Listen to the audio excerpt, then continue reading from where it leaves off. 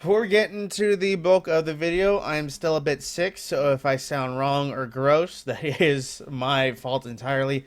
I'm still dealing with the consequences of this sickness. But aside from that, Bungie today released, after the Vidoc they released yesterday, they gave us even more details about Void 3.0. They released an entire article giving us a little bit more, and I'd say maybe half of the total details we need to know about Void 3.0, but they do cover it in a lot more detail before. Now, basically, blah blah blah. There's a lot of Void talking about what they want to do, how to they haven't really. Void hasn't been changed much, and with Void 3.0, with the other, they want to. For those that don't know, Void 3.0 is the setup to make aspects and fragments for all the original subclasses. Since Stasis is one of the most customizable classes in the game, they're starting to make them all as well equally customizable. So, getting into the actual details of what some of the things, they first clarify of one of the tactical advantages to Void can be. So, they start off by telling us details, and when something is suppressed, the target is taken out of any active ability when suppressed. And while suppressed, the target cannot activate any more abilities or movement nodes.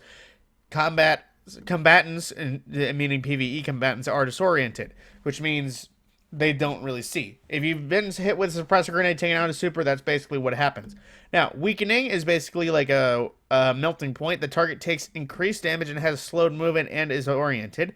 Volatile is like the void detonator tree for the original Sentinel Titans, which the target will exploit and avoid detonation upon taking additional damage. If the target dies before the volatile has taken enough damage to detonate, the detonation happens anyway. It's super handy for Sentinel shields. Now, invisibility, yeah, pretty self-explanatory. The player vanishes from visible sight, does not appear on radar. Still can be seen, but not as easy to see. Now, overshield, the player gains a protective barrier that immediately stacks on top of their existing health and shields and intercepts incoming damage. Overshield reduces the damage taken from PvE combatants. So Overshield is tankier than your regular shields. As well, Devour, the player is immediately restored to full health upon activating Devour from any source and is granted grenade energy. When the player gets a kill with Devour active, they are restored to full health, granted grenade energy, and Devour buff timer is extended. Now, going class by class, they cover what 3.0 changes. Now, previously, two supers, Ward of Dawn and Sentinel Shield, were tied to one another from a control standpoint, so Tyler's has similar input before the Ward of Dawn was created. But because of that, this is what Ward of Dawn looks like nowadays come Witch Queen. It is a lot faster to spawn in general, just because they actually separated Sentinel Shield from Ward of Dawn. So, basically, they give us that means it is a lot better react defensive tool. So, as an example, if a hunter were to jump in front of you and cast Blade Barrage, a Titan now can reliably use that to cancel it out, as opposed to try and fail and waste their super. Now, just as before, Sentinel Shield allows Titans to reverse to battleship foes with their Void Shield or toss to show. Melee attacks thrown in shields will damage opponents and apply Volatile if controlled detonation is equipped, while Shield Bash will grant a full Overshield. And we see Bastion, another Titan aspect, in work here in the battlefield, where it gets slammed down, and even with the tall wall, we get a overshield when behind said wall. But I do believe as soon as we either get hit or wander away from said wall, we lose the overshield. Or actually, no, there, it actually managed to hang on as we go. So a little bit more of gameplay with that. Now, as well, they do tell us the three Titan aspects to choose from with Void 3.0. Controlled Demolition, hitting a target with a Void ability or volatile detonation will make them all volatile. So basically, the original code of the Commander Sentinel Shield tree. And Bastion, casting Barricade generates Overshield for yourself and nearby allies. Those bunkering behind the shield will regenerate Overshield over time and extend its duration.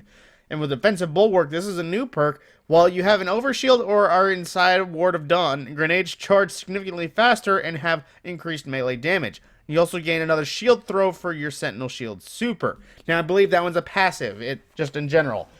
As in, it stacks on top of it. It doesn't mean you'll get an additional shield when you're in a Ward of Dawn or Overshield. Now, moving into Hunters, they just talk about some of the stuff. The first thing we see is the new Vanishing Step for Hunters. And it's hard to say how it goes. We see a shot that rings out is supposed to be the new Deadfall and a very long distance dodge, and the player is invisible, which it works usually how invisibility regularly works, so it's hard to say how it's much different than other shade steps here. Let's see how that goes again. It is a marksman's dodge and is still invisibility for 5 seconds. So here, let's see what they have to say about it. In addition to Spectral Blades, the Shadow Shot variants that hunters are accustomed to, Deadfall or Mobius Quiver, will still be found in 3.0, although there are some changes. For example, Mobius Quiver will fire volleys of 3 arrows that now track targets and make them volatile if they are tethered. In addition, with Deadfall, the single shot Shadow Shot, the Void Anchors that are dropped after Shadow Shots will now pull enemy towards them when it impacts a surface or a target. Hunter's Snare Bomb melee ability will now also weaken opponents, basically melting point, and in PvP, players caught in a Snare Bomb will have their HUD removed and an obscuring screen effect applied for a short period of time. So Snare Bombs will actually be quite effective. Then we actually see how, I believe Mobius Quiver and various other things are working right here. They give us a visual cue. Let's see. Yep, that is 3-shot tether, which does look freaking cool in its use. And I think we do get... Okay, yeah, they get invisibility procced on a...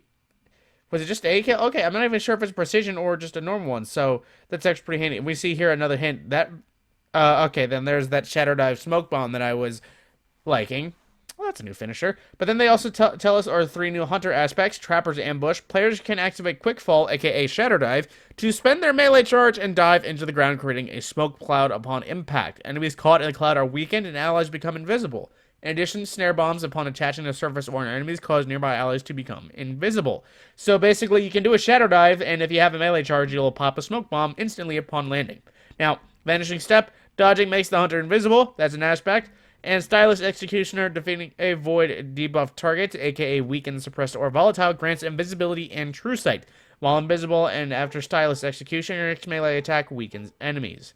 Now, moving on to the Warlocks, they basically, they just set up what it was. Nova Warp Super lets Warlocks quickly teleport from one spot to the next and choose to let loose a deadly Void Eruption. Vortex Super Enhancement. Player's Nova Bomb can draw enemies in, blah, blah, blah. But... going into the thing, they basically say the Warlock's melee Pocket Singularity fires an unstable ball of void energy that detonates when it nears enemies, pushing them away from the blast and making them volatile. According to Destiny designer Mike Humboldt, he expects his melee will find particular use in the Crucible. Obviously, it's a ranged melee. We do a lot of PvP testing, and knocking someone who is trying to shotgun rush you off the map with a Pocket Singularity is always a good time. So we see a little bit more gameplay using the new aspect Child of the Old Gods, and I believe the Pocket Melee, as well as the new Stasis Submachine Gun. That's a nice one. So, we're getting more Stasis and kinetics. We see the Child of the Old Gods aspect at work, where it weakens everything in front of them and blasts them away. And of course, I think I did see the melee charge somewhere in there. Was it? Actually, no, I don't even think that was used at all. But it appears that Warlocks just had their melee straight up redone. They don't have their usual energy suck that they had before. Now they have, well, pretty much just that ranged melee. So that's actually pretty cool. Wasn't that much of a fan of various other things. So they do get in a little bit more detail there, but the important bit, the aspects, Chaos Accelerant. This was basically the Chaos Tree Overcharge Grenade. Hold down the grenade button to overcharge your Vortex, Axiom Bolt, Scatter, and Magnetic Grenades. Magnetic Grenades overcharge into Handheld Supernova. So... important details there. It's a compression of Nova Warp Super. As well, Feed the Void. Defeat an enemy with a Void ability to activate Devour. Pretty much what they said before with the Devour tree. Once Devour is active, you get grenade energy back. You heal to full. You get steady health. And every time you kill something, it resets the timers. Now, Child of the Old Gods. This one is a brand new one. Cast your Rift to summon a Void Soul. When you damage an enemy with your weapon, your Void Soul will launch itself towards them and detonate nearby, attaching Draining Tendrils, which deal damage and weaken the target. When your Void Soul deals damage, it restores either melee or grenade energy if you have a Healing Rift, or health if you're running an Empowering Rift. Now, defeating an enemy who is being drained also grants Rift energy. So it's really self-sustaining and really good option for keeping your energies up as a Warlock. I would definitely see that being pretty meta. Now, they do show a little bit more Chaos Accelerant. It still functions like it did before. You basically overcharge, you throw your grenade, and it buffs them to be enhanced abilities and can absolutely tear some things apart if you use them right. Now, to complete some aspects, they do cover some of the aspects we'll be getting. It's not all of them. There seem to be almost a dozen and a half, but they give us 4 right off the bat, which are pretty nice. Echo of Expulsion. Void ability kills cause enemies to explode, which gives you an intellect bonus as well. So that's permanent bloom for any of your subclasses. Echo Propulsion. Damaging enemies with grenades grant melee energy. Strength penalty, however. And then Echo of Domineering, I think that's how it's said. After suppressing a target, Gain greatly increased mobility for a short duration, and your equipped weapon is reloaded from reserves with a discipline bonus and a special one that I'm going to read this slowly. Echo of Undermining. Void grenades weaken enemies. Discipline penalty. You might remember Oppressive Darkness from seasons past. That's becoming a permanent fragment, folks. Now, I won't linger on that too long, as everyone actually knows how that goes. Now, they do mention as well a significant change. All Void subclasses with 3.0 have access to all Void grenade types in the game. For example, as Hunter, you'll be able to run Suppressor, a originally Titan grenade, or Magnetic Grenade, also a Titan grenade, and instead of just Void Walls, Void Spike, and Vortex. And some grenades will see upgrades. For example, the Lingering Field created by Vortex grenades will now suck enemies into it. We'll get full patch notes to cover how everything works there. Now, that is some of the changes in the example. Titans can, there are several ways Titans can extend their overshield. Use Bash and Aspect to create a barricade and grant overshield for your allies. Use Shield Throw Melee that can grant overshield and does void shoulder damage, and does the void shoulder charge. Now, that was all of the aspects and details that we got officially. There's a lot of reading of sort of tinkling that you can do, but pretty much that was our dip into Void 3.0. That was everything that Bungie wants to tell us for now, as well as examples of how each of them will be working. But aside from that, that is all that we have for now about how Void 3.0 is actually will be working. And we'll just have to wait and see when either the patch notes come out or Void 3.0 is launched to the world. With that, my name is Matt Scorpion. I will see you in the next video.